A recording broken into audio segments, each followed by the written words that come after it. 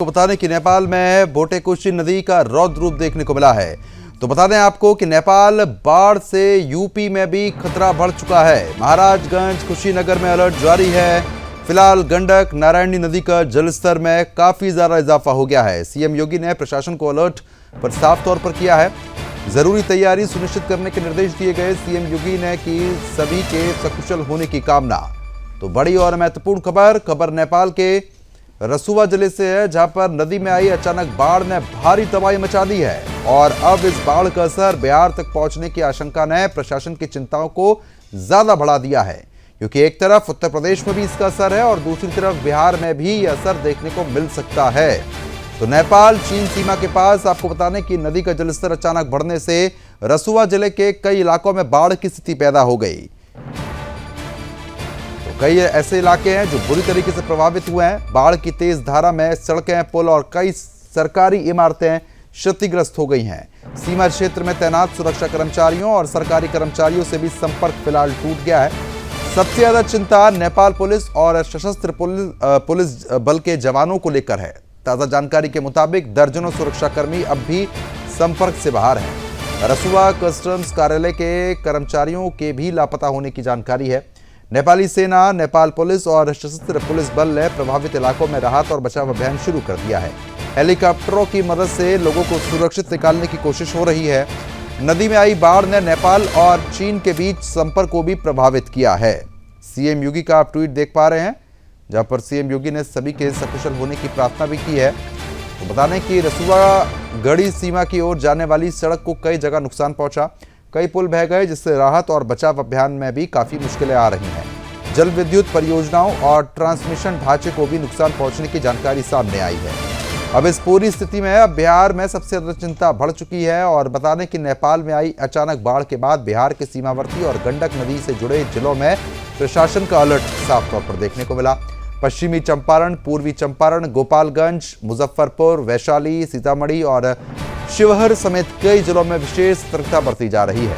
दरअसल नेपाल से निकलने वाली नदियां बिहार में प्रवेश करती हैं और गंडक नदी का जलस्तर पहले से ही कई इलाकों में काफी ऊंचा है। ऐसे में नेपाल की तरफ से आने वाली ये पानी जो है वो बिहार के निचले इलाकों में दबाव बढ़ाएगा। प्रशासन ने नदी के जलस्तर और तटबंधों की लगातार निगरानी के निर्देश दिए हैं। बिहार के कई हिस्सों में पहले से ही नदियां खतरे या चेतावनी स्तर के आसपास हैं। ऐसे में नेपाल में अचानक आई बाढ़ ने अधिकारियों की चिंताओं को और बढ़ा दिया है। जिला प्रशासन के निचले इलाकों में रहने वाले लोगों पर उनकी नजर जो है वो बनी हुई है। जरूरत पड़ने पर लोगों को सुरक्षित स्थानों पर पहुंचाने की तैयारी रखने के लिए कहा गया। हालांकि अभी ये कहना जल्दबाजी होगी कि नेपाल की बाढ़ बिहार में बड़े पैमाने पर तबाही लाएगी या नहीं। इसका असर नेपाल से आने वाले पानी की मात्रा और उसकी गति और बिहार की नदियों के मौजूदा जलस्तर पर भी निर्भर करेगा। लेकिन खतरे को देखते हुए प्रशासन ने एहतियात के तौर पर निगरानी बढ़ा दी है।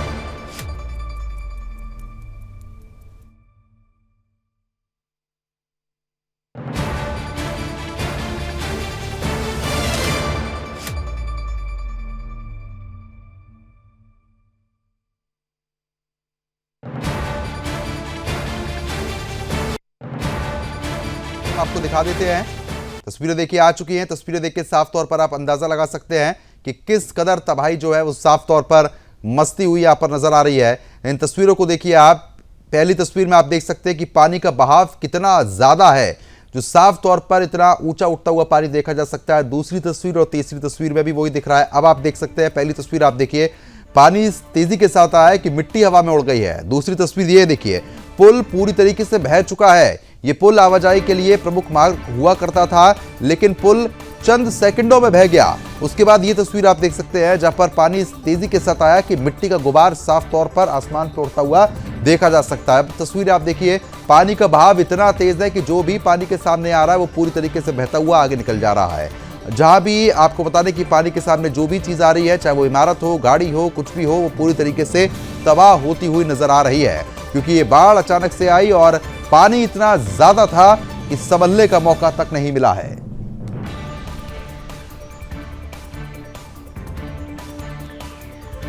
तो नेपाल में तबाही मची है, जिसके बाद बिहार में चिंताएं बढ़ चुकी है। ये ड्रोन शॉट्स आप देख सकते हैं, ड्रोन के माध्यम से खींची हुई तस्वीरें हैं, जिसमें पानी का जो बहाव है वो बेहद ज्यादा है। खबर पर अपडेट देने के लिए नेपाल से हमारे संवाददाता सुबोध कुमार हमारे साथ जुड़ चुके हैं। सुबोध, जिस तरीके से हम तस्वीरें देख रहे हैं नेपाल की, कई ऐसे इलाके हैं जो बेहद रौद्र रूप झेल रहे हैं, क्या अपडेट है आपके पास? बिल्कुल, जिस तरह से ये 5 जिला, नेपाल के 5 जिला, जैसे कि आपको गोरखा, रतुआ, नुआकोट, धादिङ एवं चितवन, सबसे ज्यादा असर इसी 5 जिलों में हुआ है।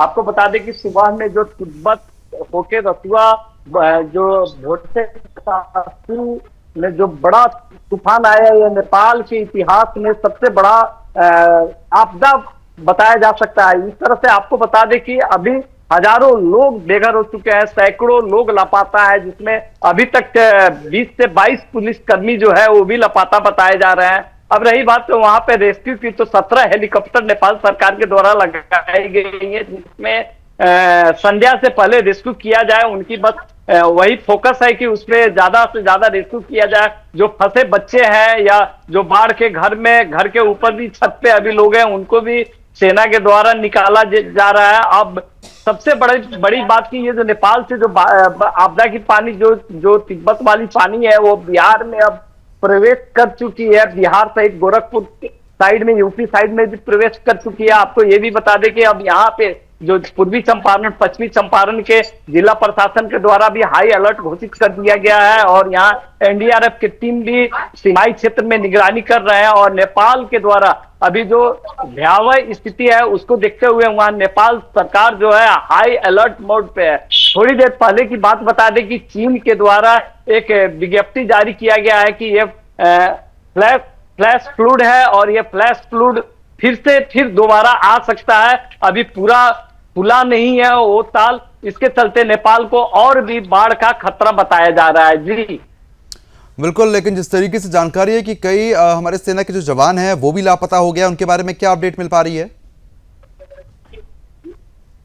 बिल्कुल, अभी आपको बता दें कि जिस तरह से अभी संपर्क, अभी वो आधिकारिक पुष्टि नहीं की गई है, मगर अभी वहां पे जो 20 से 22 पुलिसकर्मी है वो लापता बताए जा रहे हैं। हो सकता है कि वो बाढ़ की चपेट में आने से भी वो बह गए हो, या कहीं वैसा संपर्क नहीं हो पा रहा है, ताकि अवगत करा पाए। और दूसरी बात बता दें कि धादिङ का जो मुख्य मार्ग, राजमार्ग पे जो बड़ी पुल थी, जो कि 100 वर्ष उस पे पुराने पुल को भी अभी ध्वस्त हो चुकी है, और बाढ़ के पानी ने उसको भी बहा के ले गया। अब देखना है कि नेपाल को संभलने में बहुत सारे वक्त लगेंगे। जी बिल्कुल, लेकिन जिस तरीके से हम तस्वीरें देख पा रहे हैं, पानी का बहाव इतना ज्यादा है कि जो भी सामने आ रहा है वो पूरी तरीके से नष्ट हो जा रहा है। जहां पर बाढ़ आई हुई है वहां पर अभी और क्या स्थिति है, क्या वहां से अपडेट मिल पा रही है? जो लोग फंसे हुए हैं किस तरीके से निकाला जा रहा है?